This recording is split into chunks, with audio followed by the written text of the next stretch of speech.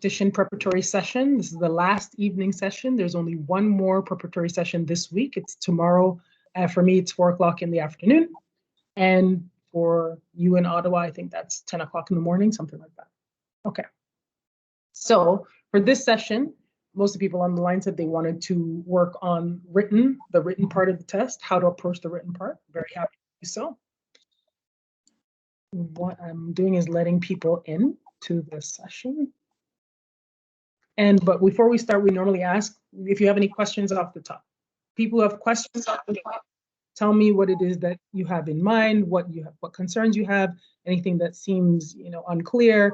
Please let me know, and we can answer your questions now.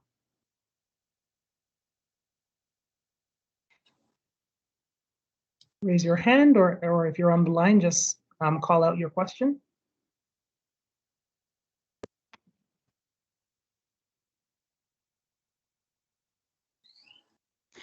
Hi, it's Rebecca here. Hey, Rebecca. First of all, thanks so much for doing this. I was just going through all the materials today, and I was just wondering if there's any hint as to like the written part. I think, my guess is that the written part will be the knowledge question somehow, or will it also, look at competencies? I guess I'm just trying to figure out how to best prepare for each part. While I'd like to do both in one, I think, they're really quite long to do one after each other. So I don't know if you can also maybe speak a little bit about tips on how to manage the time and whether better to portion it off. Sure. Well, your colleagues are the ones who have approached HR, and they've reported to me that HR has confirmed with them what I thought was true. In your confirmation letter saying, yes, you're going to progress to this next stage of the competition, you'll notice it lists out the different competencies. It lists a bunch of competencies, and then it says what's also being tested is your ability to express yourself orally. Then it lists 2 more, and it says what's being tested under there is your ability to express yourself in writing, correct? So what I took from that is that those things that are listed above, ability to express yourself orally, those things are being tested orally. And of the 2 competencies that are above, ability to express yourself in writing, are what's being tested in writing. And some of your colleagues have gone and asked HR, and they've reported back that HR has confirmed that that's the case. Oh, interesting. Okay. Now you see many clues. How they do things. All right. I also like to know who are my fellow mentors on the line, please. Please identify yourselves.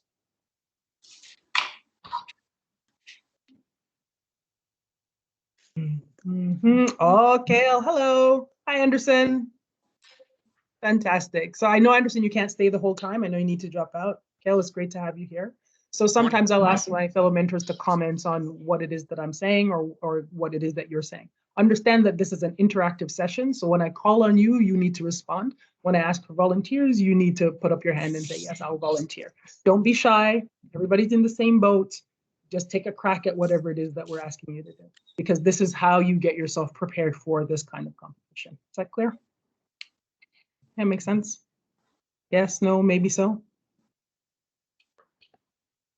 Yes. Okay, fantastic. All right. So any questions before we start?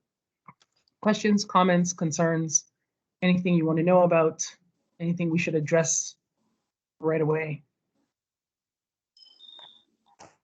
Yeah. Go ahead, Jose, and then Shariqua. Hi, I reached out to HSOP and asked if there would be stream-specific questions, since some of us apply to specific streams only and don't necessarily have a huge interest in, like, say, in trade or FPS if we're applying for the MCO pool. And they haven't responded. I just think that it would be helpful to prepare, knowing that if I have like one direction that I'm applying for a specific stream, that I know some of the scenario questions could be a little bit more specific to that, as opposed to just generalizing the department as a whole. Yeah. Generally speaking, in these kinds of competitions that are multi-stream, they put together questions that can be answered from a multitude of different perspectives. So they make the question generic, so it doesn't matter what stream you're applying to. You can answer the question. That's normally how they do it. Okay, thank you. That's it. There you go, short and sweet, right? Well, I was just thinking maybe they would outline like, this is a question that applies to you if you applied for that stream. And so there's like 4 different questions and you can just pick one. Yeah, Or they sometimes do that as well, sometimes, but not all the time. But they may do that. And if they do that, then again, they've written the question in such a way that they'll say, okay, choose which stream you're in. And then if you're in this one, you answer this. If you're in this one, you answer that, what have you, right? So you pick. So that means that it's fair for everybody because then anybody can choose. But remember that this competition is open to the entire public service of Canada, right? So there's some people who have never been in any of these streams and don't really know, what's going on. So it's a bit tricky, right? To expect people to answer from knowledge that really and truly is only housed within Global Affairs Canada. Okay. Go ahead, Shirley, and then Rebecca. Hi, thank you. I don't know, apologies if this was already asked. I was just having issues on my end, but for the 2 questions in the written section, is it fair to assume that both questions would take about like the same amount of time, or could it be like one question and it's only given 10 minutes and then we don't know? Okay. No idea. Prepare for anything. They've not Got told it. us. They've not told Okay, us. thanks. The only thing that apparently HR has indeed confirmed as well, and your colleagues can confirm this, or you can write to HR directly and get it from the horse's mouth. They have said that you do not have to do the oral test on the same day as the written test. So if you log into the VidCruiter system to start your exam, you have to address the oral interview first, but you do not necessarily have to continue and do the written test on the same day or at the same time. You can log out again and then log back in before July 7th and do the written part at another date. Okay, go ahead, Rebecca. Thanks. Go ahead, Rebecca. Thanks. Another question regarding specifically results orientation and analytical thinking. I mean, it's great because the HSOP has provided the definitions, because I literally swamped through the whole internet trying to find these definitions, and they're nowhere to be found.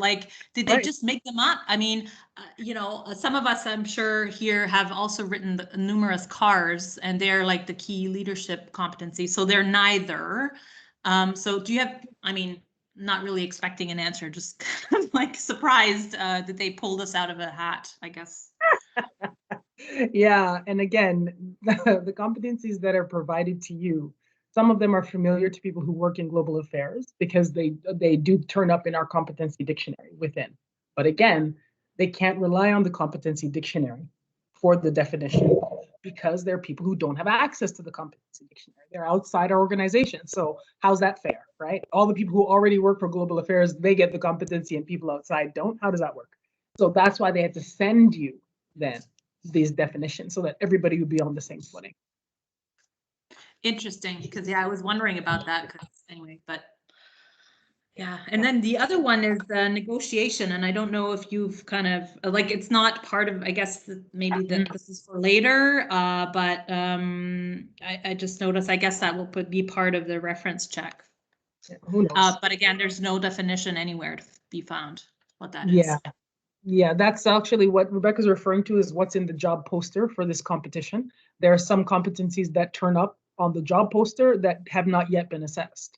And so what we're wondering is, well, how will those be assessed? So clearly at a later date, that's how it's going to go. Kale is in the comments. Says, regarding the streams, one other thing to keep in mind is that there's no reason to assume that the assessor will belong to the stream to which you're applying. Consequently, they won't necessarily know the acronyms and technical terminology specific to your example. So better to spell them out just to be on the safe side. Very good. Okay. And then here, the heads up, the poster reflected that the departmental priorities evaluated would be fiscal year 2021 and fiscal year 2021-22 as outlined in the link above. Normally, when they're asking you about the departmental priorities, they will either specify which plan they're talking about, or if they leave it generic, it means the most recent one. Probably the reason that that information has changed over time, since the job poster was put out, is because, of course, a new department plan has been issued since then, right? So that's where that's coming from. They're not trying to trip you up on that. They're not trying to say, haha, you didn't know that the departmental priorities changed slightly from one year to the next, haha. they're just trying to get you to look at those priorities, understand that this is how we operate from one year to the next. Go ahead, Jose. Sorry, that was my comment. No, just to clarify, I just, because I have the email that they sent to us for the process, that they reflected fiscal 2021 and not 21-22. So I don't think they are going to consider this year. But again, I don't know if we would be penalized or not for reflecting departmental priorities, which would be COVID, really, when you think about it. That was probably not there last year. So but this, what they tell you they're going to assess is what they're going to assess. They cannot not give you a critical piece of information and then trip you up with it later on. You see, they can't say, tell me the departmental priorities, not specify the year, and then penalize you for picking the wrong year. If you pick the most recent one, it is the most reasonable thing is to pick the most recent year that's available. You see? Okay, go ahead, Janice. Hi, thanks. Sorry if I wasn't able to log in for the first minute or so, so I'm not sure if you're breaking things up by like sort of content versus like technical questions, but would it be okay if I asked a technical question? Sure. Perfect. Okay, so I have never done like a video link competition before. I'm just wondering if it could be like provide a little bit of insight about what to expect on this. I've been following the email chain, and there's now we're allowed to use the GAC computer systems for this, but I don't know what to expect actually when I hit record, like what's going to happen. Okay, those of you who have done VidCruiter interviews before, please raise your hand and please help Janice. Can you describe what your experience was? Some of you have done the FS-01 competition and some of you have done some other things on VidCruiter. Who's going to answer, Janice?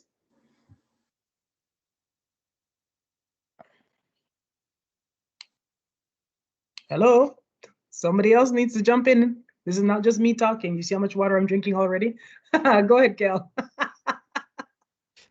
So sort of like CJ was describing before, they're not trying to trick you up on this. It's going to be a very careful step-by-step. Okay, are you ready to record? Get ready. You're going to click, that sort of thing. So the interface will allow you to go around, poke into it for a little while. And then when it's time to move into the interview phase, there are all sorts of buttons and whatnot indicating like when you click here, it's going to start. So get ready. And then you'll have a timer that'll pop up and you'll have the allocated time for that specific question. So it's leaving aside the actual execution of the response, the interface all around it, the meta stuff is I don't want to use the word foolproof, but somewhat foolproof, right? It was reassuringly straightforward and well put together. So there are bigger things to worry about in the range of anxieties that you're going to be facing than the actual interface about like, oh my God, am I going to start recording early or is it not going to work or whatever? The system there is okay. You get opportunities to test and view yourself beforehand. You can sort of like go in a little bit and then come back out without messing everything up. So hopefully that's somewhat reassuring. Thank you. Yeah, for sure. Yeah, so the platform is open now for practice. You can practice or you can start recording your actual answers. But if you go in, there's a section that allows you to practice what the interface is like. Vanessa, go ahead, please. Yes, if I may add, like compared to an in-person meeting also, technicalities is, as they said, the interviews start right away after the 10 minutes preparation. So we don't have like this walk time from a room to the other room to finish putting our thoughts in order. So it's right away. So I try myself to keep at least 30 seconds or 1 minute of the 10 minutes preparation just to like relax, breathe, and be ready when the camera starts, because it's instant. So that there's one thing. And the other is that given that it's like question 1, time to prepare, time to answer. Question 2, time to prepare, time to answer. We cannot go back to previous question along the way as we used to do in person. So those are 2 things to keep in mind when doing it on VidCruiter. Yeah. The other thing as well to keep in mind is that when you're in the interview portion, the recorded interview portion, when you first open up the first question, the question will appear on the screen and two other things will be on the screen. Number one, the competency that's being assessed will be on the screen. So you know that you have to answer that question from the perspective of that competency. Normally, the questions are written in such a way that they could be answered from different perspectives, but the one that's being evaluated is the competency you see on the screen, so focus in that way. The other thing that's on the screen is a timer.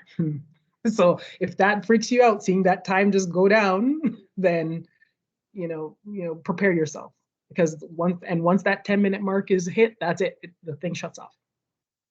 And then you move on to the next question, if you can move on to the next question. Thanks very much. Okay. If there are no further questions, we did a little bit of a poll, and I asked if people wanted to do practice interview questions where there are multiple competencies being assessed, because according to what the information we received from HR, there's at least one question on the interview where it's going to be from the perspective of two competencies at once.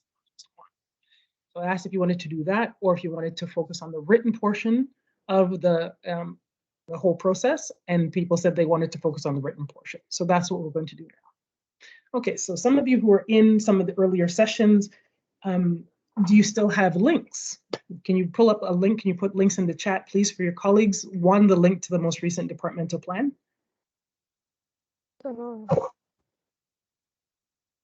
The departmental plan is a publicly available document. I think somebody already did that in this chat. Oh, let's see. Yeah, indeed. Indeed. Does everybody see it? If you scroll up,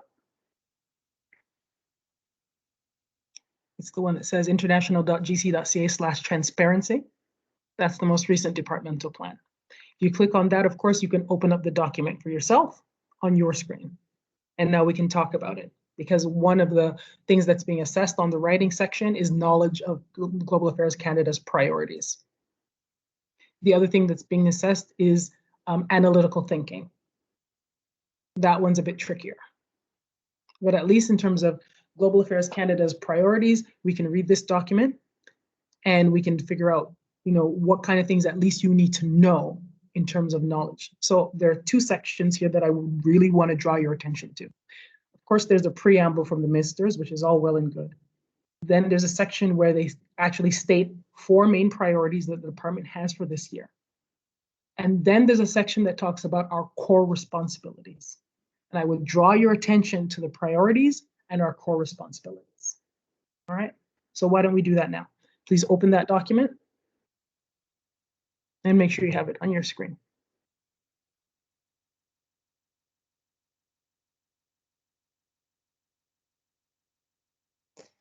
Okay, are you ready?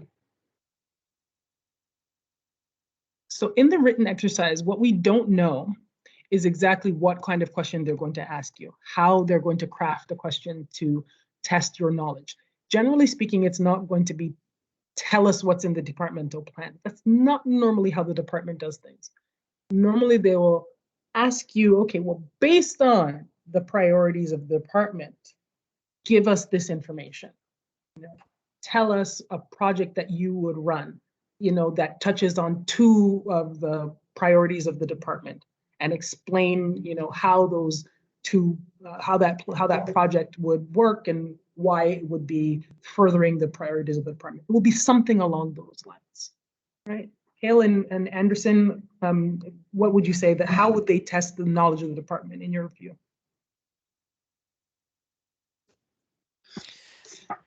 Thanks, CJ. I think it's going back to the basic, right?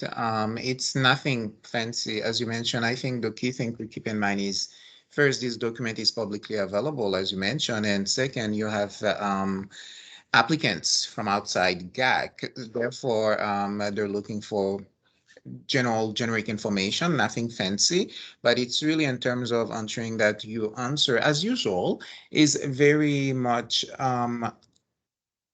comprehensive, but also targeting the key points. And I think that's the key. Once you read that document, the key areas, it's really highlighting the key points that you think you should remember and being able to really verbalize them, answering them in an appropriate way, in a systematic way, basically. That would be my advice. Precisely so. What do you think, Al? I would say it's likely to be a question of, based on these or referring to these or drawing on these or, some sort of application-based question. Yes. If there is anything that you're doing in your preparations that requires memorization, this is going to be the highest return on investment. So, make sure that sorry, I'll put the camera on to say hello. Make sure that you know them, and also make sure you know which ones are the priorities and which ones are the core responsibilities, right? Because I mean, what if they ask for one and not the other, and you're like, oh shoot, I memorized these lists, but which one's which? So of all of the places, I don't think you're going to need to be able to go into enormous detail, but you need to know what they are and you need to understand them. And it's probably worth your while to figure out how they interact with each other, how they interact with the work of the department, and coming back to maybe they'll ask like, how are you going to implement one of these priorities in your stream? Or something along those lines, right? So being aware of what they are, but in terms of prep, the people that I know that have done well in these sorts of questions are the ones who, like etch it in your brain until you can, use it as a mantra as you fall asleep, sort of thing, right? That you'll get good bang for your buck on that. Okay, that's wonderful advice. So what we're going to do, we're going to look at the plan now, and it starts with the preamble, as I told you, a letter from the ministers. It lays out 4 departmental priorities, and then it talks about the core responsibilities. I think what we should do is actually start with the core responsibilities, because those are the things that really don't change that much from year to year. It's what the department is here for. And you need to have a good grasp of that. You need to have a good grasp of the big picture. What is it that we do? So this is the time when you all are going to talk now. So pull up that document, have a look at where it says core responsibilities, and we'll go one by one.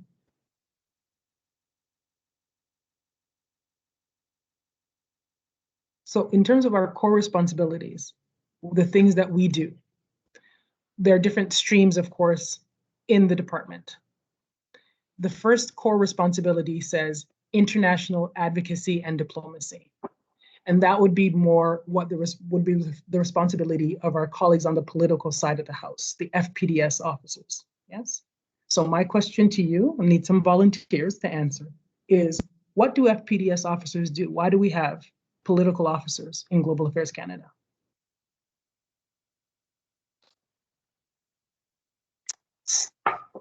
Go for it. Yes. Yell stuff out. Reporting. Reporting what? On the political situation in the country that they're possibly posted in, or on the issues that they cover. Why? In their files. Why? To have an understanding of what the implications could be for Canada and how that might shape future policymaking. Oh, good. That's getting good. I like that. Lukash, go ahead. Why do we have political officers? Good afternoon. I presume that to answer this question, we can also leverage the sub headings underneath the international advocacy and diplomacy. And as such, I think, why do we have them? So that we can build and maintain constructive relationships that advance Canada's interests. And then the next subheading is providing leadership on global issues that contribute to a just and inclusive world. And then there's another one, helping build strong international institutions and respect for international law. I see you giggling, so either I'm way off track or I've done a good job at assessing this document. And then I think that under each of those, you could probably pull a few keywords such as inclusive and diverse messaging or promotion or development of projects. And that would be my first guess at that question. Excellent. These are all excellent responses. The reason I'm asking you this question is because the answer is there in the title, right? It says international advocacy and diplomacy. But the idea that I want to drill into you is that normally you can drill down and boil down the responsibilities of the department in each stream just to a few lines, few words. And then all the rest of the things that you see under the core responsibility is an elaboration of what that means, right? So in order to prepare for the test, what you want is to get those few key words in your mind. And then when you have those few keywords, that will trigger for you the elaboration that you need to go into when you're in the written test. You see that as a strategy? Do you understand? So when you say, what are political officers for? Well, it goes back to what Global Affairs Canada does. Understand that Global Affairs Canada is the federal department. Like, why do we even have this department? It's the federal department that really does manage Canada's standing in the world. It manages Canada's international interests more than any other department. Other departments also have international roles, but really the home of Canada's relationship with the rest of the world is managed through our department. That's why we're here. That's why this department exists. And then there are different streams through which we manage that international engagement. Right? So this section of Canada's international engagement is how we interact one-on-one, bilaterally, with other countries, multilaterally, and how we advocate for Canada's positions in different international forums, right? That's why it says at the top, international advocacy and diplomacy. The advocacy is pushing Canadian values, pushing a Canadian point of view, right? Promoting it abroad. And the diplomacy is about building and maintaining relationships, right? Do you see how that works? That makes sense? Yes, no, maybe so? Yeah, makes sense. Okay, so that's the big picture. So when you go through that, just say, oh, that's the big picture. All the rest of this is detail.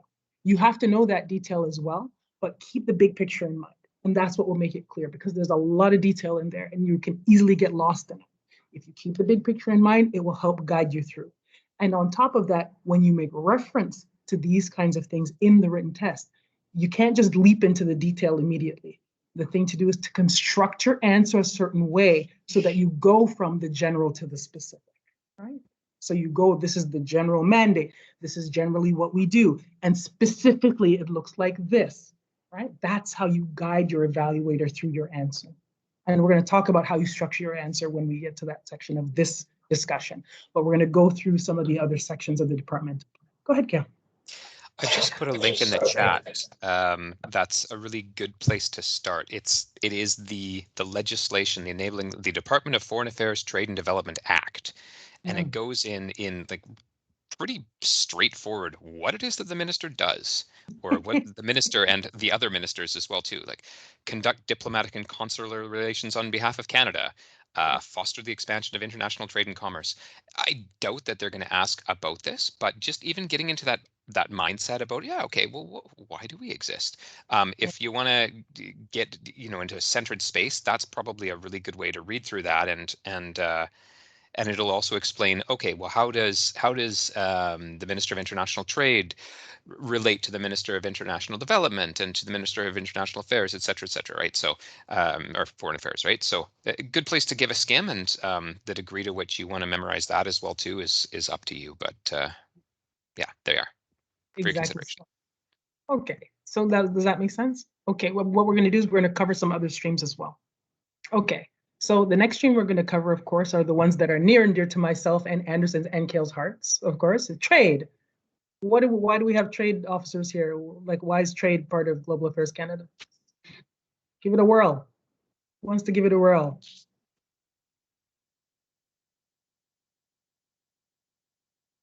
To increase Canada's GDP. Ooh, very good answer. Well done. So what is it? How do we do that? What do we do? We try to understand what Canadian companies need from their perspective in terms of what they sell, and try to match them to international buyers. And hopefully that will lead to, a deal or a sale or more sales. Emily, in the chat, you've said something. Say it out loud, please. So the Trade Commissioner will be evaluating the market abroad, will also create alliance with local businesses in order to facilitate the possible exportation of Canadian businesses, and there's so much more to it. Part of Go it. ahead. All the trade officers are waking up now. Lynn, go ahead.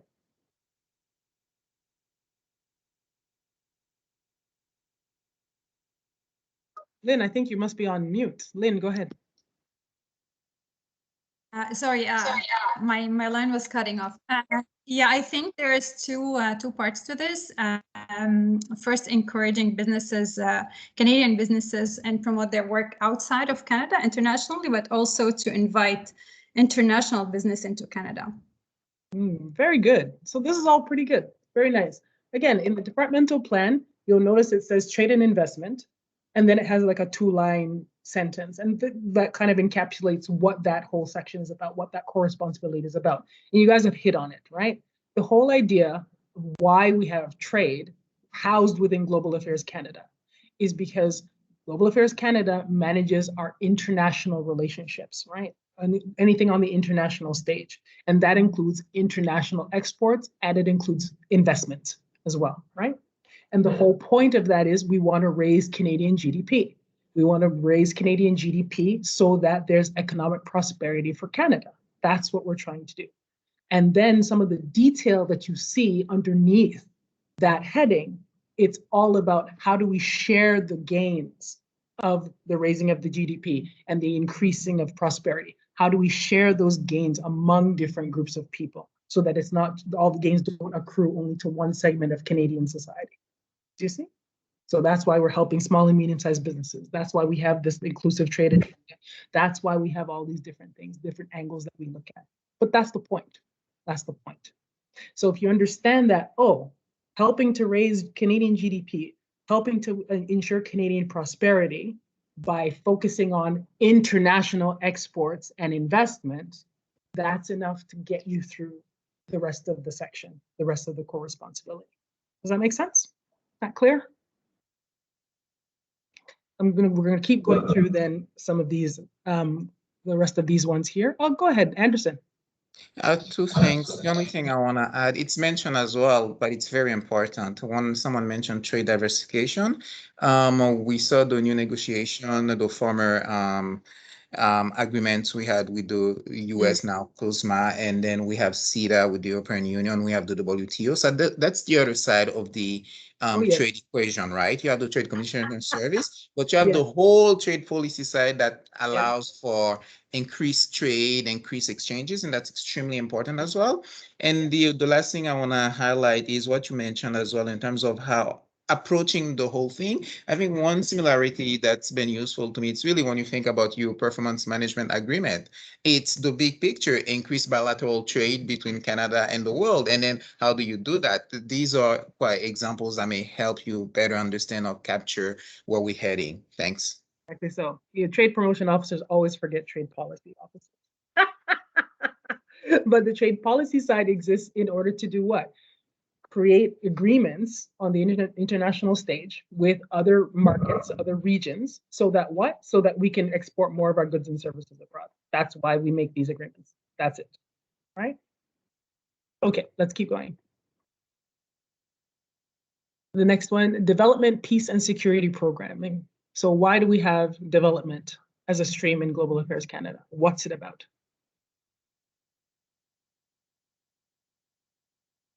Go ahead, Rana. I'm going to take a stab at this one. So for increasing opportunities for groups that may not have, that may be below the poverty line, and reducing poverty in general, I think alleviating suffering when crises occur, and fostering international peace and security. Very good. Anything else anybody else would like to add? Why do we have development in Global Affairs Canada?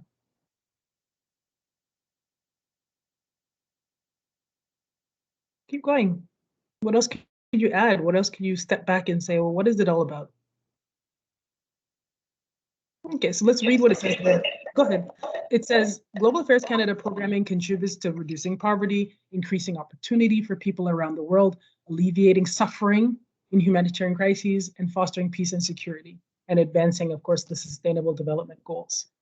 So this is where that famous phrase comes in, the world needs more Canada. The world needs more Canada. Global Affairs Canada is about internationally promoting Canadian values, right? And one of our values is that people shouldn't be poor. People shouldn't be suffering. People should live in peace. These are the goals that we have. And one of the ways that we advance this vision of the world is through our development programming. Right? That's why we have a development program. Yeah. Does it make sense? Sorry, share the text. That text is actually publicly available. It's the Departmental Plan of Global Affairs Canada for this current fiscal year. Go ahead, Kale. I would add as well too. I mean, I'm not an international assistance stream officer, but you'll see on page 32 of the PDF the words in bright blue, feminist international assistance policy. Oh, yes. Oh, If yeah. you're being asked to do anything about international assistance, Yes. do not forget to have that in there. I mean, Absolutely. that's any Also- ministerial speech. Yeah, it's got to be there. Yeah. Go ahead, Emily. Also, la francophonie, it's also a part of the portfolio, I think. Well, it would be to provide assistance to developing nations that are members of the Francophonie. It's not the Francophonie itself, right? Exactly. Yeah, because our relationship with the Francophonie turns up in other places as well. So if you're answering from this perspective, understand the perspective that you have to, why it is that you're including this. You can't just say, and the Francophonie. The Francophonie is not a developing country. So there you go. But again, think about what Kel has said, the feminist international assistance policy. There's a reason why we do have this policy. Why is our international assistance policy now feminist? Because part of Canadian values is that we want to alleviate suffering. We want people to be more prosperous. We want them to have more opportunity, and we don't want them to be limited by gender. It shouldn't be that only the men and boys in the world get ahead and women and girls are left behind, right? That's why we have this policy. And that policy finds its way into different areas of life in a lot of interesting ways, right? But that's the core of it. That's the core of it. So understand that. Does that make sense? And Janice, go ahead. Perhaps this may be too in the weeds, but I'm just wondering because I think it was Kale, maybe you suggested looking at the DFAT-D Act or the Department of Foreign Affairs Act, and it just struck me like the ODAAA is also legally binding as well. And so how much should we know, getting into the specifics of things, but like with the poverty reduction and fostering peace and security, et cetera, there's also legal requirements. Should we know these things as well? Or do you think it's much in the weeds? What do you say, Kel? Too much in the weeds. I don't think. I mean, if you can use that as a nice illumination or an anecdote or something like that that demonstrates where Canada might have responsibilities here in response to the question, great. But yeah, I mean, again, think who your assessors are going to be, right? I had no idea about that, right? So great, cool, but you're really looking for bigger picture. Like I would say reading the preamble to the departmental plan, where each of the ministers talks in 1 or 2 paragraphs about what they do and why, it's probably going to give you bigger bang for your buck. You only got 10 minutes, and if you're getting down into that level of granularity, I'll be impressed at how quickly you can speak. Yeah, but then remember that this one, the department has said that this section is being tested on the written section, right? So they have 90 minutes for 2 questions. We don't know how those 2 questions are going to be presented. If it's going to be 1 question with 2 parts, if there's going to be 45 minutes each, we really don't know. We really don't have any idea. Okay, then here we've come to the last core responsibility of the department. We have our MCOs. So why do we have MCOs? And this is tricky because they turn up in the last 2 core responsibilities of the department. Haha. So why do we have MCOs? To keep missions running. Ah, very good. And for Very good. consular There you go. assistance. There you go. Consular assistance, assist Canadians abroad. Fantastic. That's exactly right. So whatever, again, Global Affairs Canada has international responsibilities, right? One of the international responsibilities is to assist Canadians in distress who find themselves in distress while they are abroad, right? And they can be in distress for a variety of different reasons. They've run into problems with the law. There's been some kind of terrorist attack. There's been a natural disaster. They need to be repatriated because we're in the middle of a pandemic. There are a number of different things. It's the MCO who manages that. The other thing, what does Global Affairs Canada also have? It has an international physical footprint. It has missions. It has staff quarters. It has offices. It has consulates abroad, and somebody needs to manage them. Not only that, all of our locally engaged staff, they work for the local mission. They don't work for the government of Canada. They work for the local mission where they're hired. So somebody needs to manage the administration. So a management and consular affairs officer, sorry, MCO. So that's what they do. So they have management responsibilities, right? Where they manage property, they manage administration, they manage those kinds of the international footprint of Global Affairs Canada, and they have consular responsibilities, which is providing assistance to Canadians in distress abroad. That's the big picture. And those are those last two core responsibilities of the department. Do you understand? Make sense? Okay, so now, and then there are other people who work, of course, at Global Affairs Canada. We're all working together. One of the big ones that you would notice, of course, is people like who work in IT, right? Our IT services, those are like our internal corporate services. They're backbone type services without which nothing works, right? It's always on in the background. It's like electricity. You know, you don't notice when it's there, but you notice when it's not. There you go. So there are all those people as well, but those aren't listed in the core responsibilities.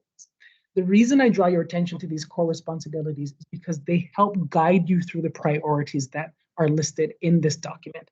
So I want you to scroll back up, and now we're going to look at those four priorities that the department has, because that's what you need to have knowledge of, and you need to understand how they work. So we'll go back.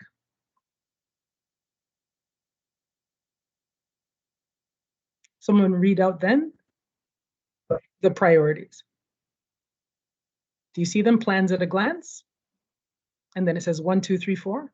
What's the first one? Contributing to a rules-based international system that advances Canadian interests. Fantastic. And which core responsibilities tends to be most involved here? I would say FPDS, Mostly diplomacy, FPDS. advocacy. Yeah. Mostly FPDS, right? There's also some development in there as you read through that, but you understand now, because you have an understanding of the core responsibilities, this now starts to make sense, right? So the first one is largely an FPDS responsibility. What's the second one?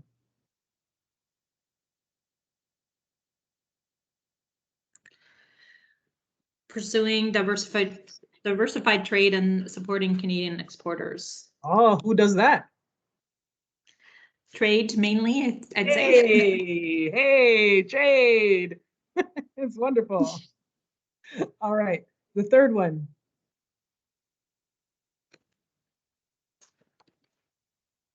Strengthening Canada's bilateral relations. Who does that?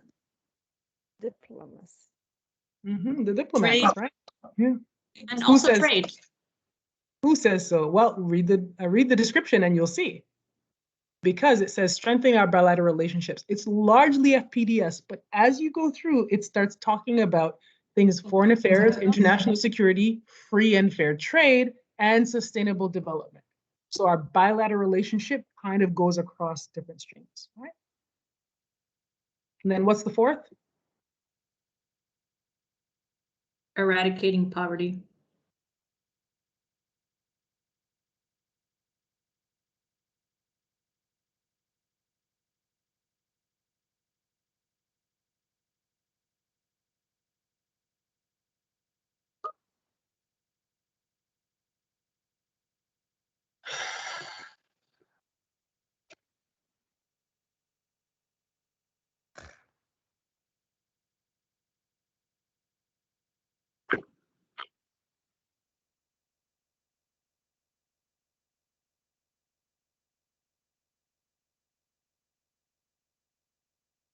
Hello, CJ. We see you. Yeah, I've lost my connection. Can you hear me? Yes, we see you. We hear Oh, you. you can still hear me. Okay, my computer's telling me that my connection is lost. I'm glad I didn't start cursing. No, anyways, you're here. We hear you. I'm here. Fantastic. Sorry. So the fourth one is what? Eradicating poverty. Yes. So who's doing that? Development officers. Oh, fantastic. There you go. So now don't look at the screen. What are the four priorities? List them off. Who's going to list them off?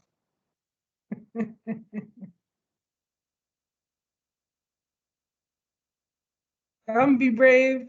Who's going to list them? Don't look at your screen. Go ahead, Cedric. Oh boy, this is a little bit more challenging. Rules based. The third one was deepening Canada's system. Bilateral. Fantastic. Bilateral Okay. system. Okay. How about you just say one? One of them is what? All right, rules based, number one. Rules-based international order. What was another one? Renforcer les relations bilatérales. Les relations bilatérales. Okay, so our international relations. What else? Two more. Eradicate poverty. Eradicating poverty. What else? One more. Supporting economic recovery and Canadian exporters. Yeah, it says trade and investment, right? Supporting trade and investment. That's it. Those are the 4 priorities. That's it. Everything else is detail. Everything else is detail. But that's what you need to bring with you into the exam. Yes? You need to bring that understanding of those 4 priorities and your understanding of our core responsibilities. Now you can talk with knowledge about the department, because the question is going to be some kind of application of this, right? I'm going to say, based on what you know of the department's priorities, something, something, something. They'll ask you to do something. They'll ask you to apply that knowledge in some way. You know, where would you focus? What would you do? How would you make a new plan? What recommendation would you have if you had to invent a new project in that focuses on one of the priorities? What would you do? Right? Something of that nature. Go ahead, Cal. I was just going to go back to Cedric's comment earlier about competency robots. This is the part where you need to be a competency robot. You need to get in there to the written exam, ready to go, and then the first thing you do is vomit onto the page. What are the priorities? You know, what are the core responsibilities? And learn it, love it. You know, this is my advice to you. Learn those darn things. And so when somebody asks you, you know, pair up with somebody, you say, okay, in 30 minutes, at the end of 30 minutes, I will be able to itemize all 4 of these and all 5 of these, and I will know which ones are which.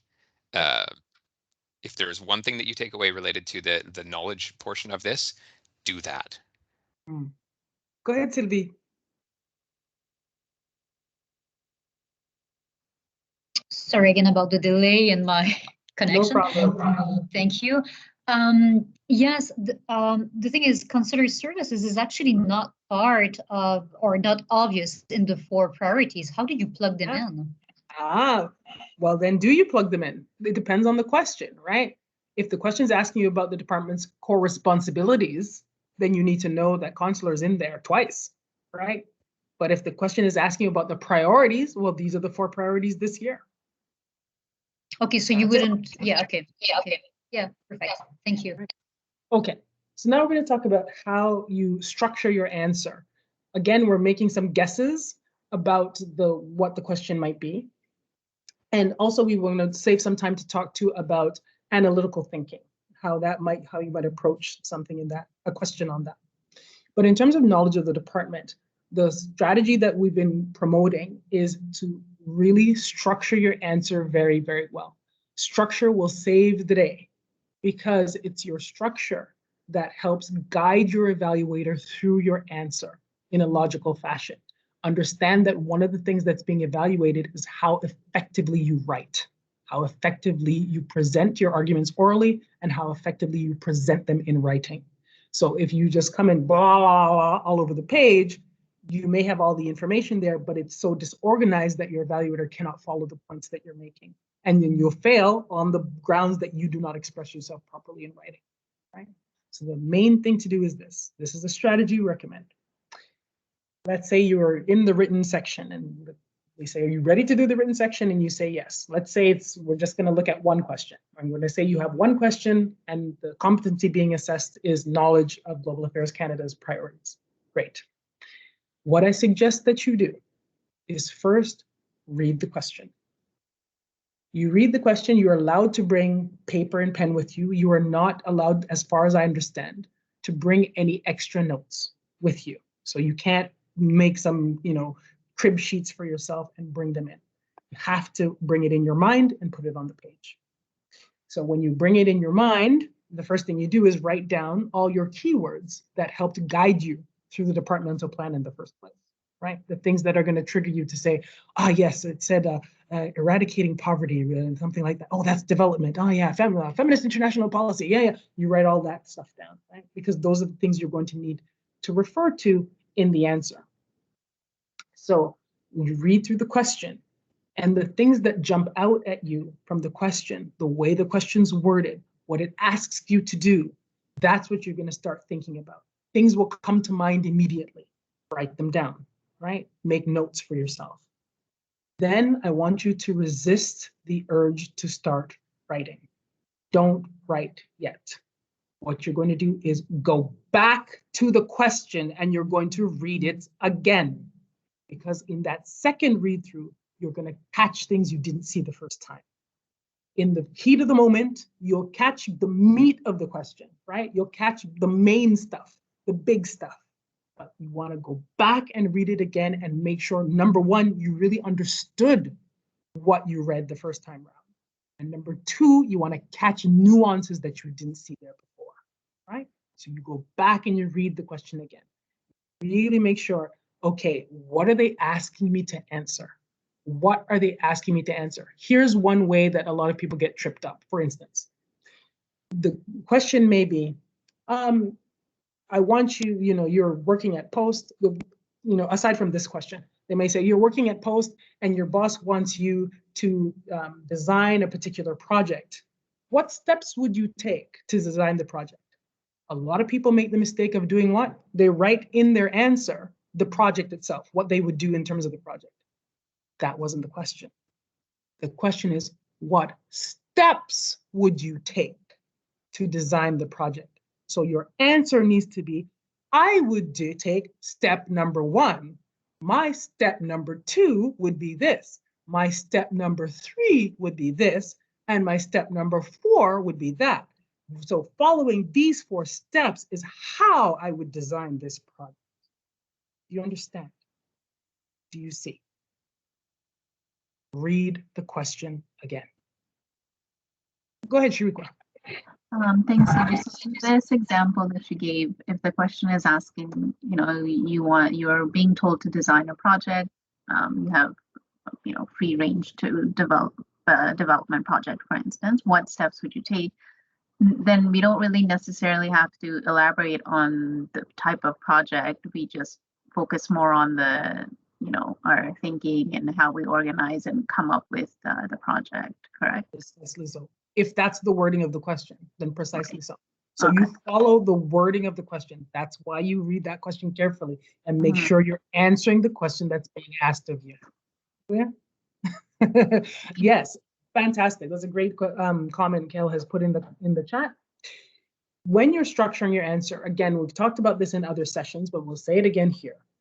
In order to structure your answer, we recommend using the STAR format, where you say, okay, the situation that's being put to me is the situation in which I find myself is this, the task at hand is this, these are the action steps that I would take, and this is the result that I would anticipate. Or if you're being asked something in the past, this is the situation I was in, this is the task I had to do, this was the action I did take, and this is the result that I saw, right?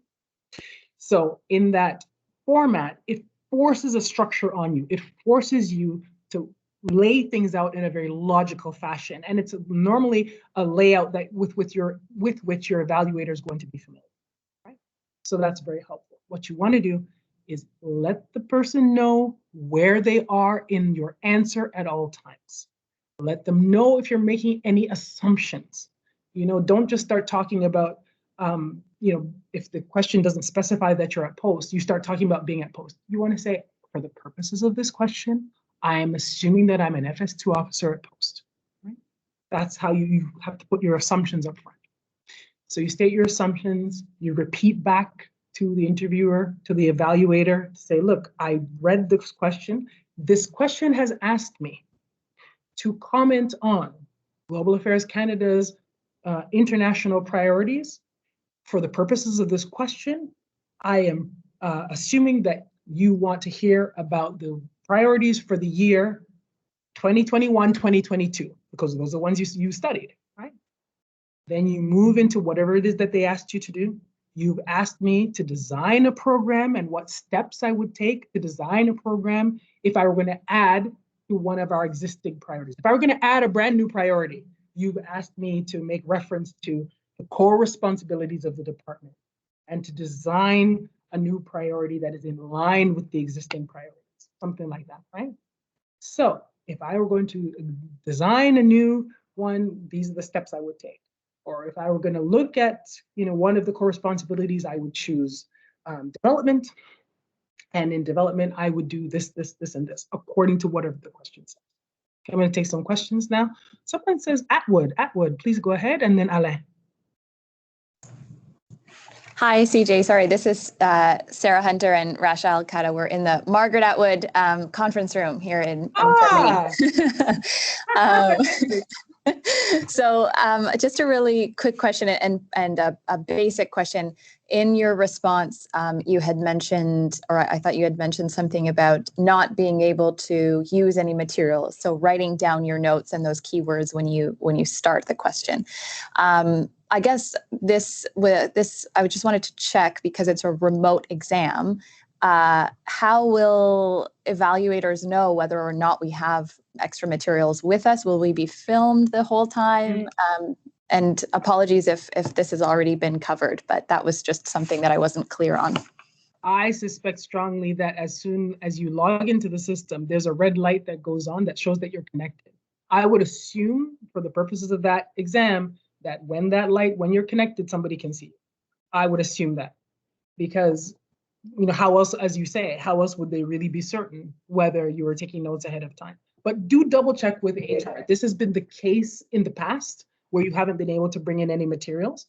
If that's the case in this exam, then they have to say so explicitly. They have to tell you, right? So if it is not already in your materials, saying you can't bring any extraneous materials into the exam, you must prepare them when the preparation time starts, then HR will tell you. They'll have to tell you. So go back to them and get them to tell you up front. Thank you so much. Alain, and then Vanessa. Yeah, thanks, CJ. I'm wondering a bit more about the interface as well, specifically for the written exam. I know somebody asked that question before. I'm not sure if anybody has more information in terms of what the interface look like, if there's possibility to, let's say, put bullet or some sort of formatting, also for proofreading, if there's any sort of that capacity integrated, or if we end up with sort of a similar box that we find in those public service job application where there's really no formatting available, and it's kind of very hard to work with. So. Well, I'm not sure, because it depends on how they've updated the system. Number one, that platform is available right now. You can open it up for practice. So you can go in and look at it right now and see what it's like. Anyone else who's recently used it can comment on what the written section is like for the VidCruiter platform. If you would like, you can raise your hand and answer Alain's question.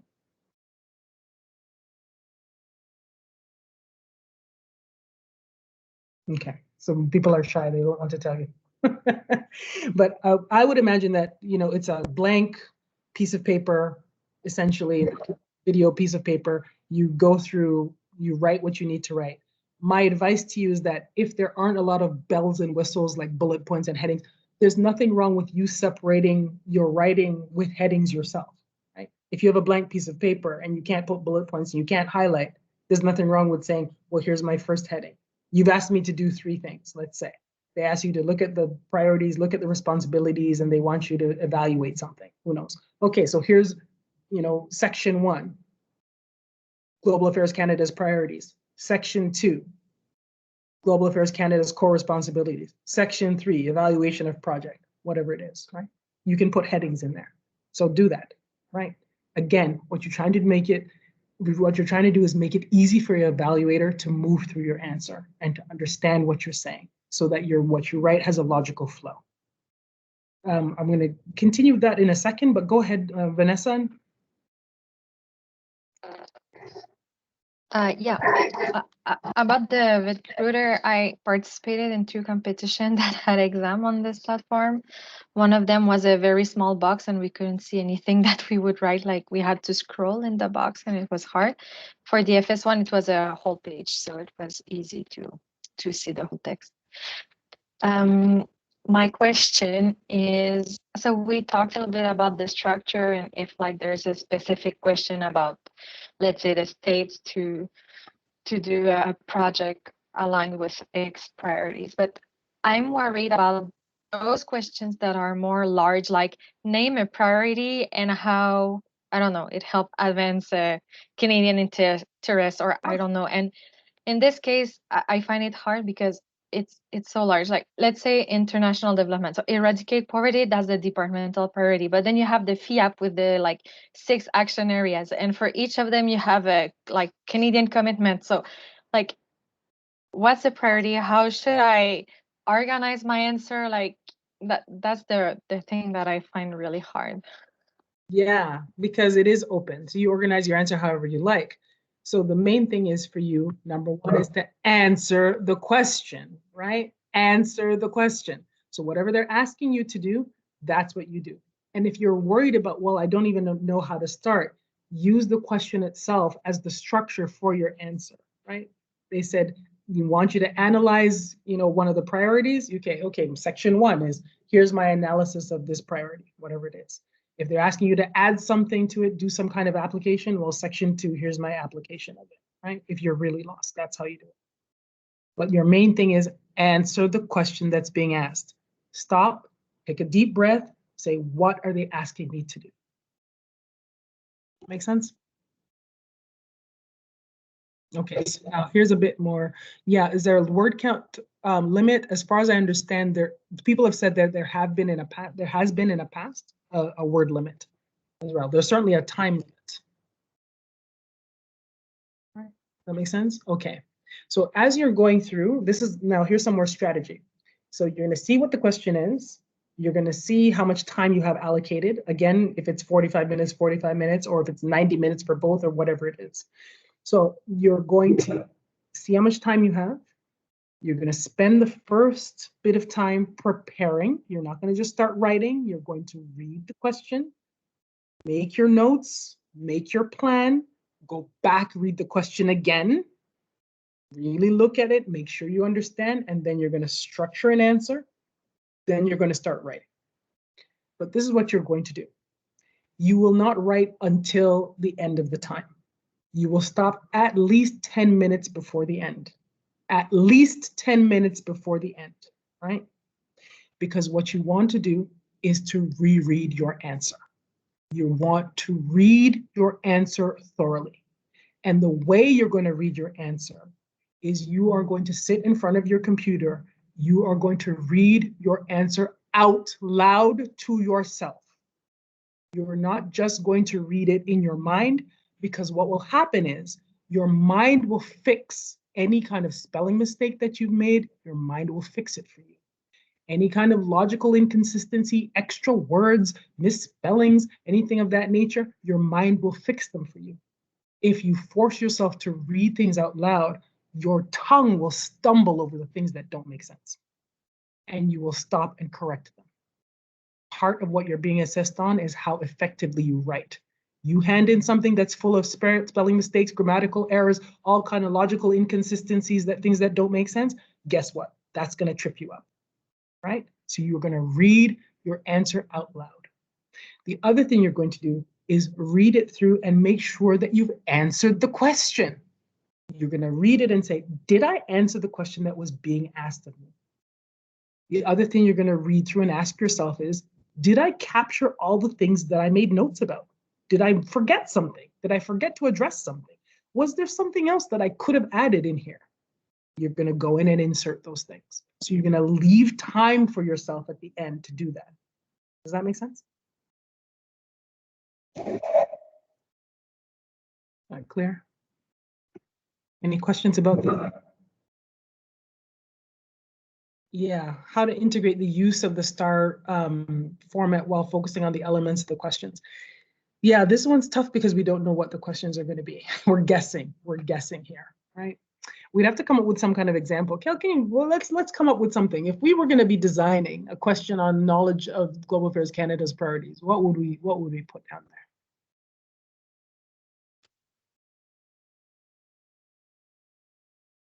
That you're going to respond to using STAR, eh? Yeah. Yeah, I'd have to do something like it would again come down to the application, right? Tell us about a time that you or keeping in mind Global Affairs Canada's core responsibilities and current priorities. or you have been asked to, based on the aforementioned things, develop a new policy to advance Canada's interests with fictional country X. How would you go about doing this? What would be the key elements? Who would you consult? Blah, blah, blah, blah, blah. Something along those lines. Yeah, because it would say you have to perform some kind of task, and you have to make normally, again, knowledge of priorities, they want to apply it. So normally the application is something new, right? You have to design something that fits within the existing structure, or you have to add something to that structure. That's normally how it goes, right? Isn't that so? Yeah, or an explanation about how they intermesh, or how the government actively works in a range of certain, I don't know, like how does the government of Canada apply these in international fora or something? I mean, that's probably more more granular than they would ask, but something along those lines. Okay, Paint us a picture of what it is we do and how. Yeah. And then Okay, so let's tackle it. Okay, let's say the question is something like this. You are an FS-02 officer at Global Affairs Canada, and you are expected to design a program that fits within two of Canada's two of Global Affairs Canada's existing priorities. Please explain which two you would choose, and also explain how these two priorities advance Global Affairs Canada's mandate, making reference to our core responsibilities. Right? So then you'd say, okay, now you got to choose. So that means you'd start saying, okay, well, I'm a foreign affairs officer at the level, at FS-02 level at Global Affairs Canada. I've been asked to design a project that touches on two of the department's priorities this year. So the task at hand first is to select two of the priorities and to discuss how those two priorities, a project within that touches on both those priorities, would advance Canada's interests, making reference to the department's international core responsibilities. Okay, so first, what I would do is make a selection. The 4 priorities of the department this year have to do with, what are they? What are they?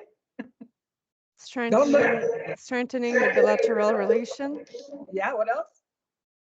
Eradicating poverty. What else? Rules-based international order. Trade and investment. What else? Rules-based international order. Rules-based international order. That's it, right? Of course, you flesh that out to say these are the 4. So if I have to choose between those 4, I would choose a project that works on eradicating poverty and works on promoting trade and investment. So, and you'd say the reason I picked those are blah, blah, blah, whatever it is.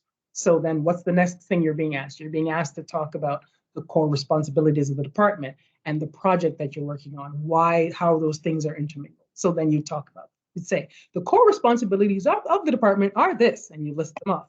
And you say, the core responsibilities that are most aligned with the 2 priorities that I've selected are this one, because the mandate of the department are this one, this one, this one. Did you see? And so my project would help further the mandate of the department in this way. Do you see? That's how you do it. That makes sense?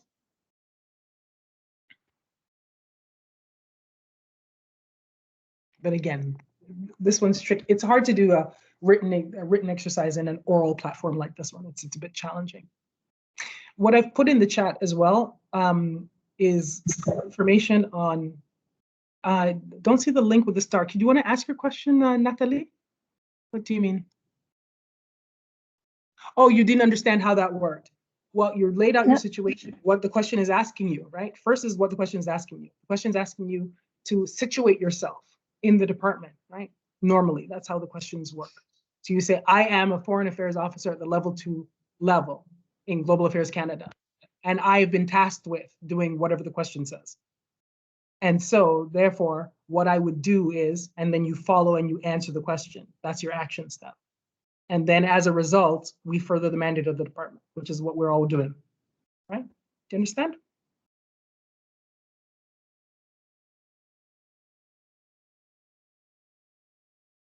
And sorry, CG, and how do we end? How do we conclude the written part? How do we end it? Depends on the. I always find that the hard part is. Yeah. I spend so much time on the conclusion, and I don't know how to end. You know, my time. Yeah, you summarize, right? You say, okay, so therefore, from the information above, you can see that this is what I would choose. This is what I think is most important. This is where we should go. This is what we should do.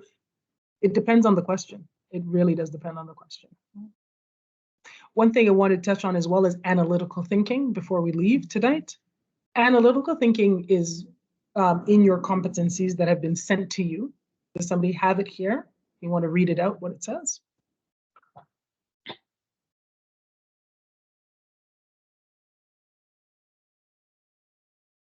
Do you not have your competencies with you? Go ahead, you and yeah, go ahead. Can I read it? Sure. Okay, read it in French. Sure. Okay. Mener des analyses à cause de causer à effet sur les informations commerciales, opérationnelles, scientifiques, technologiques ou autres d'une manière. No, that's not the link that I gave you. Oh, okay. I'm asking for the one that HR gave you. That's the one you're being. Okay. I've added this one because I think it helps flesh out the ideas behind analytical thinking. That's why I've added that for you. I'll comment in a second on what those are. So, it's been posted in the chat. Analytical thinking, the definition that they've given to you is 2 sentences long. Global Affairs Canada employees must be able to identify and examine in detail the elements of a situation or problem. They must also be able to gather the pertinent information and to establish logical links among the various pieces of information about the situation, right? So analytical thinking is about what? It's about what? Being able to break down a situation, look at its component parts, and see how things are logically connected, right? When you do A, you lead to B. You do B, it leads to C. You do C, it leads to D. The links that I gave you are from the National Research Council of Canada, where they, similar to Global Affairs, also have competencies laid out. The reason this is helpful is because it's a publicly available document. If you Google, you'll find it, right? And so it just describes in a bit more detail what analytical thinking is all about. And similar to the Global Affairs Canada Competency Dictionary, as you move from left to right, columns 1 through 5, you move from 1 to 2 to 3, the type of analytical thinking becomes more and more complex, right? So generally speaking, if you want to have a good sense of what an FS-02 officer might be required to do, and you just wanted some more detail on that, I'd suggest that you read through those first 1, 2, and 3 columns. And that gives you an idea of, oh, that's what they mean when they say analytical thinking. Because if there's a question specifically on that competency, you need to have a good sense of what they mean. Do you understand? That makes sense to you?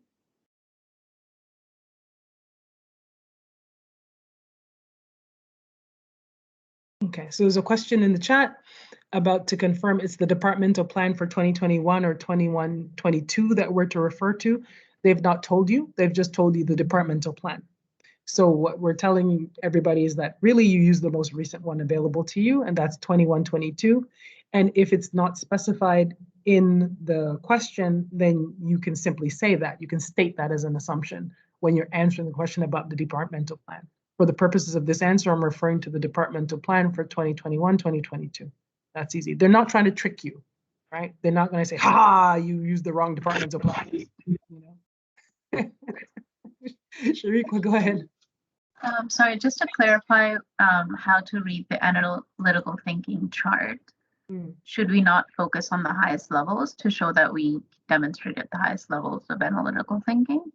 Or is it because we're like FS2 levels, we should be focusing on, like we would be expected to just know the first, okay. Yeah, it's FS2 level, right? And the thing is, that's not even from our department, right? Understand that's a totally different agency in any event, right?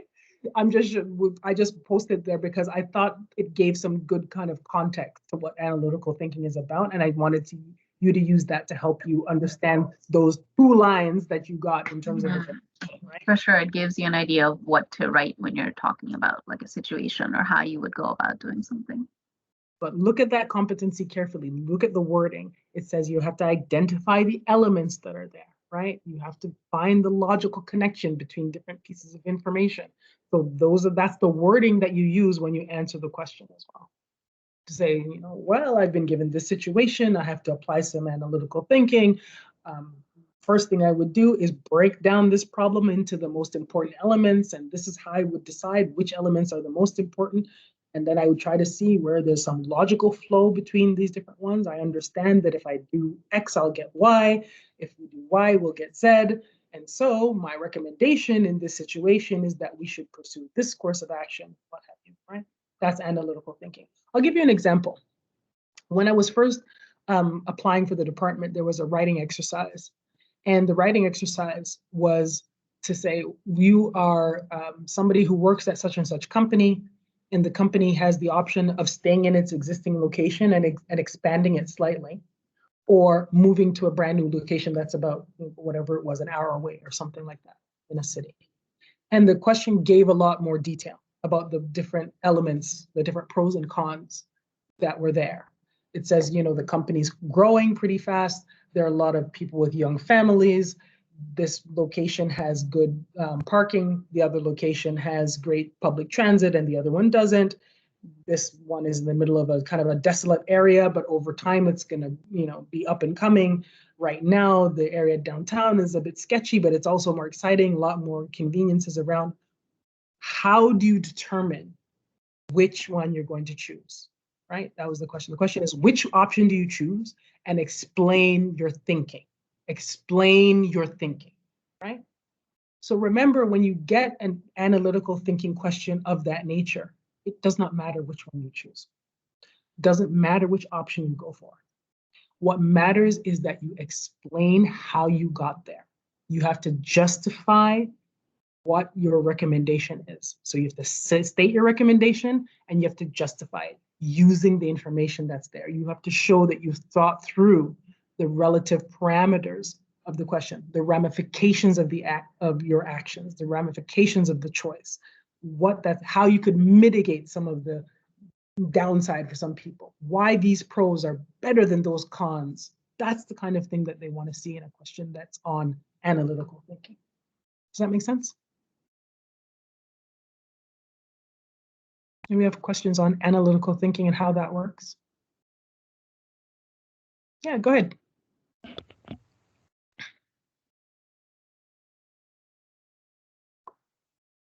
Cedric, go ahead. Thank you, CJ. So if I understand correctly, your anticipation is really less solve this problem and more like the stuff that we've seen where it's like develop a plan to solve this problem. Is that correct? Depends on the wording of the question. In an analytical thinking question, they may ask you to choose a solution, to choose one of this based on the information they give you. They may give you a whole bunch of information and then say, number one, come up with a recommendation. What are the recommendations that you have to present to your boss normally? How does it justify the recommendations, right? That would be an analytical thinking type of question. Okay, do you agree?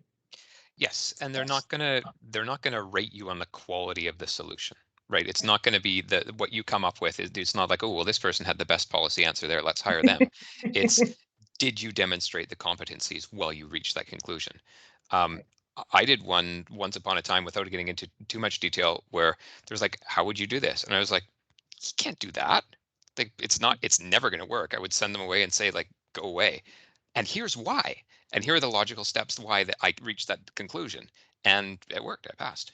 right? There you go. It doesn't matter. I mean, maybe it was a really, really awful solution, but if you can explain why it is you did this and how you reached those conclusions and demonstrated the competencies that reached there. I mean, if it's the, punch and harass your employee, you're going to get kicked out from there. But there's a lot of scope as to, which policy. They'll say like, oh yeah, that would work. Now, how did they reach that? Yeah, because analytical thinking is about that. It's about your thought process. That's what they're evaluating, right? How did you get to this conclusion? Because that's all of these competencies, they're all being tested for a reason, right? They're being tested because these are skills you need to draw on to do this job. That's why they're there.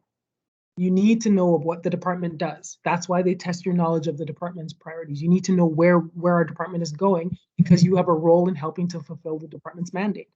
They want to know whether you can, think clearly and logically, because that's a lot of the work that we do. The other qualities, the other competencies that are being tested, they all have a role to play in how we do our jobs.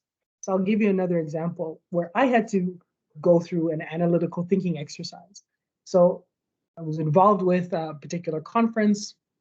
We had, Government of Canada had taken out booth space on the floor of this exhibition. So big trade show, big exhibition, lots of people coming, all this kind of thing. Then the pandemic hit. So then the whole conference was canceled. So here were the two options that the conference organizers gave us. They said, okay, we can refund half your money now, half your money, and that's it. And then you don't come back on the show floor next year, right? Or we give you credits towards future appearances on the show floor. And the credits will add up to, 125% of what you paid us this past year. And so which option to choose, right? But what were the considerations? There were considerations of, well, what's the best value for money? We're supposed to be good stewards of taxpayer funds, right? Do we want to commit over 3 years or do we want to cut our losses? If we cut our losses now, we only get back half the money, but we don't have to come back on the show floor. If we don't come back on the show floor, what does that mean for how we're helping the Canadian companies who are coming to that same show again? There are partners that we work with, right, that are also with us on the show floor. They share booth space with us. So our decision now has to reflect what they want as well. What about some of our financial administration options, right? Financial administration of documentation for getting money to pay for, booth space and all this kind of thing. All of that's really complicated. And which option we choose is going to have an impact on what we do and what I needed to do. So there are all these different elements. So for me, I had to think through the two options and come up with recommendations from my senior management and say, I think we should go in this direction. And here's why. Here are the different considerations. And here are the pros and cons. And even though I'm suggesting this option, you need to be aware that this is going to be the negative consequence as well. But I still think this is the better one because the other option, while it also has its pros, the cons there are too great for these reasons. I had to lay that out. That's part of the job. So that's why they're testing analytical thinking, and that's normally how they test it. Go ahead, Gal. Listening to you speak, CJ, it makes me think the medium is the message as well too for this as well too. So you're going to be speaking about the specific things that you've taken into account, but also just to beat a dead horse here, the way that you organize it, the way that you structure it, you're also demonstrating your analytical mindset in there. So channel your inner CJ on this, folks, and get that nicely laid out and done it, because it's a two-part. It's what you say, and then again how you say it, more so than many of the others. Yeah. So that's the tricky part, this writing exercise. How many of you are involved with our mentorship program that we're running, our informal mentorship? How many of you have been connected with your mentors and are working with them? How many of you don't know what's going on? It's like, wait, what? Mentorship? What you talking about? For those of you who are involved in the mentorship, I would suggest that you spend some time writing some short answers for your mentor. Like, work with your mentor to come up with some short questions that you could answer, and then practice writing. Because in these sessions, we've been practicing speaking for the oral part of the interview. But for the writing, somebody needs to read what you write. You can say anything you like, but if, you write and your writing is atrocious, your mentor needs to point that out and say, no. You need to be a bit more clear. You need to lay this out. You need to correct these spelling mistakes. It needs to have more of a logical flow, right? So that's kind of how you can work with your mentor on that. If you don't have a mentor, what you really should do is look to some of your colleagues, the people around you, and say, look, I'm just going to write some short answers, on this topic. Does it flow? Does it make sense? How could I improve it? Right? If you don't have a mentor, you can let me know that you want to be in our group of mentees. You can simply email me. And what we're doing is either matching people with some mentors. A couple new mentors have joined. So I do have a little bit more capacity, but I also have a group of mentees who've put up their hands before you. So I'm not sure if I have a lot of room left. However, if you're still an unmatched mentee, I'm thinking of what we can do with you for next week. Maybe we can have some group session or something of that nature. So do put your hand up and we'll see what we can do. Make sense? Any questions there about the writing exercise? Remember, structure is key. Structure your answer. Read the question. Make sure you understand what's being asked. Don't rush ahead. Leave yourself time at the end to go back and reread the question and reread your notes and reread your answer, and to correct things, fix things, update things, and make sure that it all flows really logically. Make sense? Okay, so there's some questions in the chat. I'm just going to look over those now. Here we go.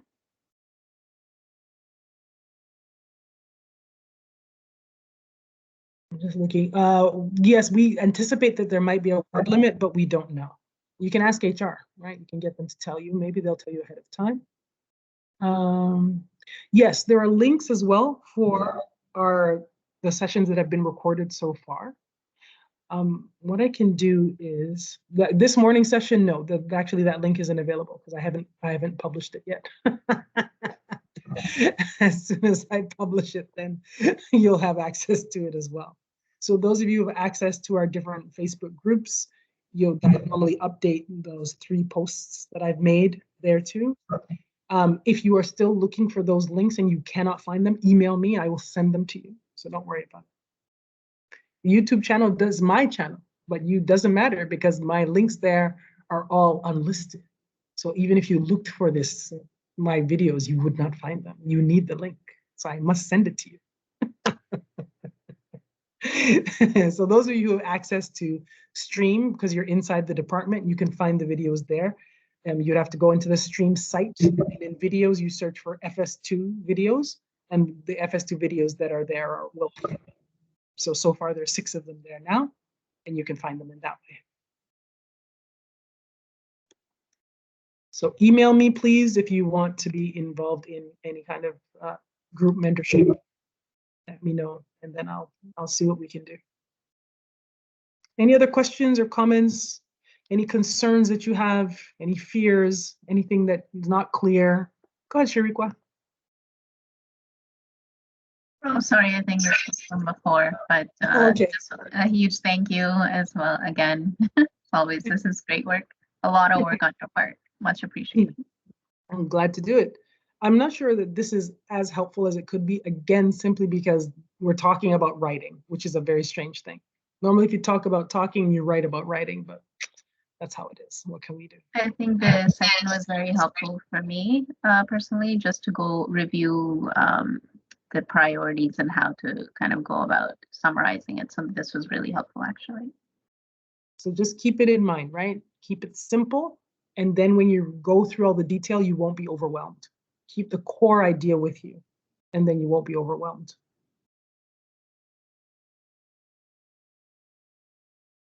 Okay. Anything else? We're just at the hour now. So any further comments or questions or anything else that's on your mind, please let me know. With that, I would thank Anderson, who had to leave, and I thank Kale. Thank you so much for jumping in. This has been so helpful. Thanks to you, Seiji, for pulling this together. And everybody on the call, help each other out. It's like an obstacle course. Everybody helps each other get over the wall, and then from there you can sprint to the finish line on your own. But you know, there's strength in numbers for this, and do your best, and look forward to seeing your names in the notice of consideration 4 years from now or whenever it is. That's the other thing as well. If you want to know how these competitions go, and you get into a pool, and then it's like, well, you did die on the vine in the pool, boy.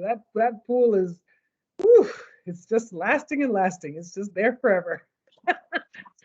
That's also what happens. So how does that work? Once you're in the pool, you still have to actively reach out and like apply for like the HQ assignment cycles and the international cycles? Oh yeah, well, you know what this is. I mean, when you're a rotational officer in Global Affairs Canada, you're always employed and you're always looking for your next job. Yeah. That's how it goes. There's never a time you're not looking for the next job, right?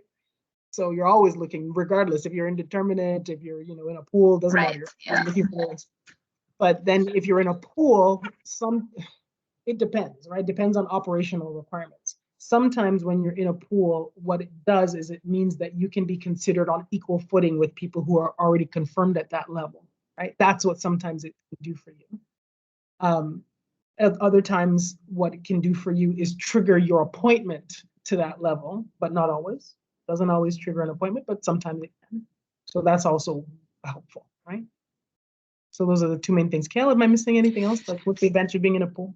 Yeah, well, 4 parts. I mean, just the nuts and bolts of, okay, so you pass your interview, congratulations, you make it through. Then you're going to have to pass your language. You're going to have a valid security clearance. You're going to have to be assigned into a position at the FS2 level or higher in the FS stream.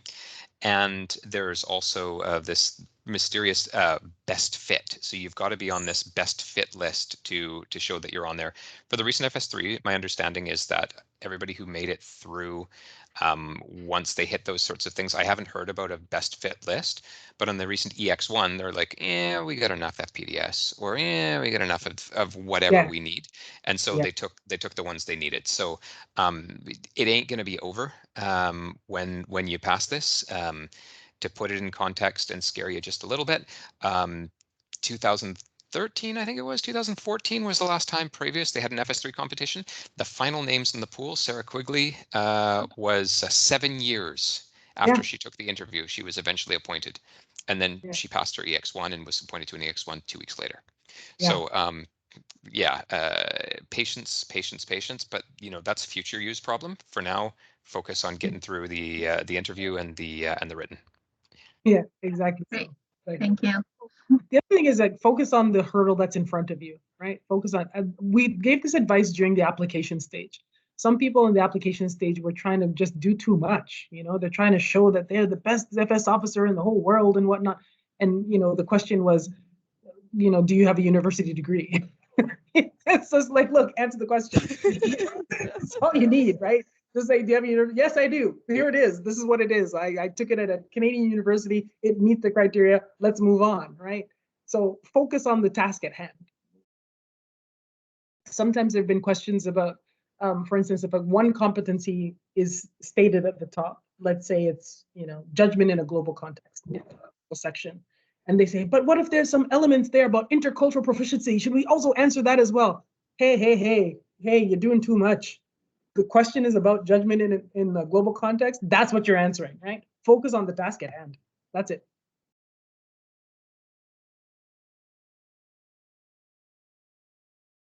Okay, makes sense? Anything else? There are some questions, I think, in the chat. Let me see. Yeah, sure. For the links that I made for the recordings that already exist, it says what the main topic was of discussion in that particular session. And I tried to do a different competency each time. So in tomorrow's session, I'm going to try to do double competencies, like, because there will be at least one question where more than one competency is covered. So I'm going to try to present a question that touches on 2 competencies and how you structure your answer with respect to that. All right. Okay, thanks, Kale. Bye. Okay, I think a couple of written questions would definitely help us draft some examples. Yeah, well, your mentors have to help you with that. And can ask them for that. And I've also sent them some sample questions as well, so they have those Okay. Any other questions? Any other concerns? Anything else you want to know about? Anything else you want us to let you know?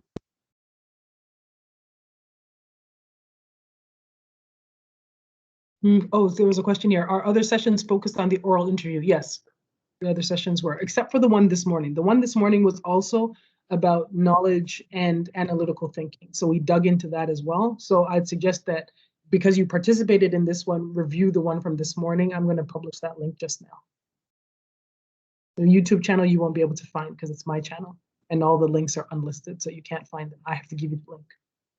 Yeah, but those of you who have access to Teams, because you're in Global Affairs Canada, you can find the videos there. On the stream site, if you search for videos, search FS-02 and the ones that are available will come up. That makes sense. Any other questions or comments? Any other things you want to know about? I'm at your disposal. All right, if there's nothing else, then we can call the session to a close. Thank you so much for your participation. Thank you, CJ. Take care, all. Thanks so Thank you much. so much. Bye. Good night. Take care. Good night. Merci. Thank you, CJ. Bye. De rien. Merci Bye-bye. beaucoup. Bye bye. Hasta luego. Hasta luego. Hasta luego. Merci à vous deux.